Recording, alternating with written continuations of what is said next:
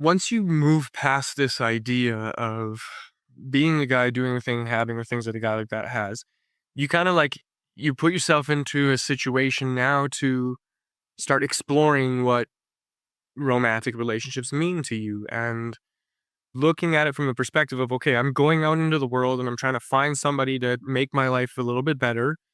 Um, Here and this is where the difficulty is if you go out into the world in the state that you're currently in, I want you to imagine that you have an empty cup, and so everywhere you go with this empty cup, you keep begging people like, "Please, can I have a little bit of that? Please, can I have a little bit of that?" Because you see this person with a little bit of joy, and you see that person with a little bit of laughter, you see that person with a little bit of, like, goals accomplished, you see that guy with a little bit of health, and you're like, "Please, can I have some? Please, can I have some?"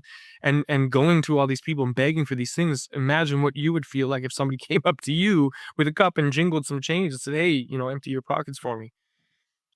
That's how most people go out into the world, is with an empty cup. And so learning about who you are and what fills your cup in these early stages of development when you're kind of figuring this stuff out, once you've unlocked that superpower of like, okay, everybody's judging themselves on my behalf, and that makes me invisible, and it's easier for me to navigate the world in spite of my own thoughts and anxieties. And so anytime I have that, I can get rid of it. And so, okay, now I have to go out into the world and I have to be useful. I have to provide value because look at the way that in a relationship, it's a reciprocating exchange of bringing energy into other people's lives. So somebody's going to give you something from their life. You're going to give them something from their life.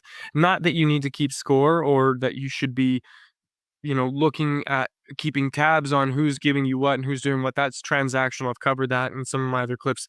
And if you want to drop some comments or whatever questions about that, and I'll go a little bit deeper into that. But just to keep us kind of on track with this idea, if you do things that fulfill yourself and you fill your own cup, then you go out into the world with a full cup and you're not begging anybody else, but you become the person whose cup is full.